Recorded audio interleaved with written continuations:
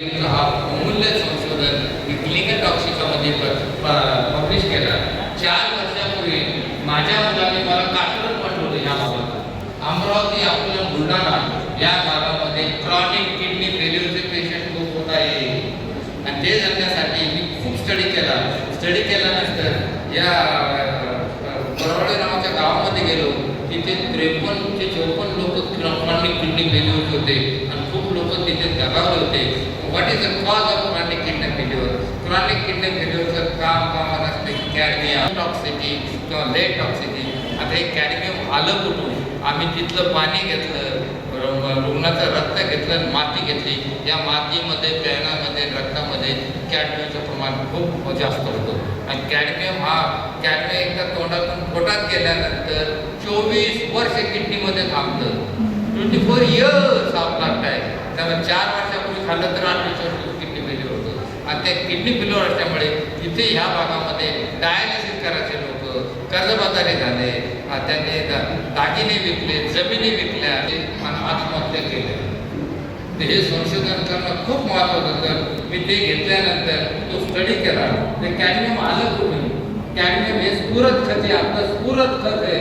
त्या स्फुरद खतमध्ये कॅडमियम असतं आणि ते स्फुरद खत हे गंगेच्या रॉक्सपासून तयार होतं आणि गंगेच्या रॉक्समध्ये कॅडमियम नॅचरल कंटॅमिनेट आहे आणि ते कॅडमियम आल्यानंतर ते मग प्रश्न असा पडला की रेस्ट ऑफ महाराष्ट्रामध्ये स्फुरद टाकल्या जातं.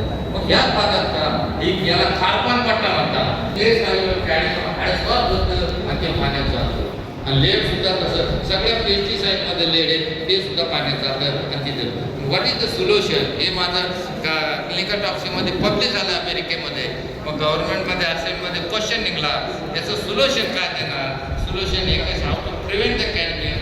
या बोरवेल आणि डीप वेल सगळ्या क्लोज करण्याच्या सांगितल्या आणि ह्या भागामध्ये सरफेस वॉटर म्हणजे वर पावसाने पडलेलं पाण्यात तलावमध्ये जमा करायचे, छोटे छोटे तलाव बांधायचे की युरो फिल्टर देते. या तिन्ही 200 40 गावामध्ये युरो फिल्टर सरफेस वॉटर दिले.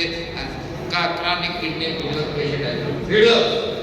संशोधन हे ग्रामीण भागासाठी येण्यासाठी काय लागलं? येणं पडलं, तपासणं पडलं, स्टडी करणं पडलं. हे असं संशोधन केल्यामुळे एक ग्रामीण जीवनाशी संशोधन करणं अमूल्य संशोधन असं कित्येक लोक आता जगायला लागले. तिथे गेल्या नको म्हणता डॉक्टर साहेब केवढा फायदा झाला.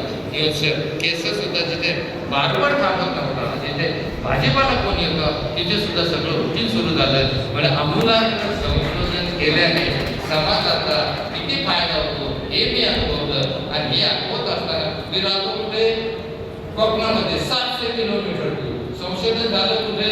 नांदुरा शेगाव या भागामध्ये. मग हे संशोधन करण्यासाठी मलाच काय आवडतं म्हणजे याची याचं कोडं मला अजून समजलं नाही आणि ते कोडं आपण सॉल्व्ह करायला पाहिजे. कारण असे कित्येक प्रॉब्लेम आहे, त्या प्रॉब्लेम आपण सॉल्व्ह करता आला पाहिजे. आणि वैद्यकीय क्षेत्रामध्ये आपल्या भारतामध्ये मी दैवान समजतो तुम्हाला प्रॉब्लेम भेटतात. अमेरिका, लंडनमध्ये प्रॉब्लेम राहिल्या नाही संशोधन करण्यासाठी. आणि प्रॉब्लेम का झाला? मी काय सॉल्व्ह करू शकतो? नंबर 1, मी प्रॅक्टिस जास्त करत नाही. सरकार नोकरी करत असताना प्रॅक्टिस केली ओनली पेशंट. आणि नंबर 2 ते मी दैवान समजतो ईश्वराला मला गरिबी जन्म दिला. That is the greatest achievement in my life. I born in poverty. आणि गरिबासाठी संशोधन करणं हे आमचं कर्तव्य ठरतं. आणि याच्यावर जो काही पैसा लागतो ते पैशाचा हिशोब माझी बायको माझी मुलं मला विचारत नाही. एवढं स्वतंत्र घरातच पाहिजे तर संशोधन होऊ शकतं. आणि संशोधन हे नुसतं एकट्याचं नसतं, हे कुटुंबाचं असतं.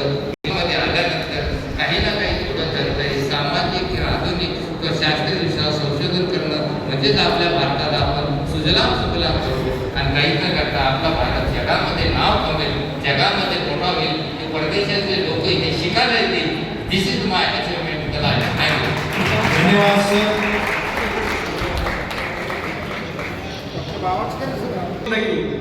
तमन्नाओं से भरी हो जिंदगी, ख्वाहिशों से भरा हो हर पल, ख्वाहिशों से भरा हो हर पल. दामन भी छोटा लगना लगे आपको, दामन भी छोटा लगने लगे आपको. इतनी खुशी दे आने वाला हर पल आपको, इतनी खुशी दे आने वाला हर पल आपको. खूप खूप धन्यवाद सर. सर्वांना खूप खूप धन्यवाद.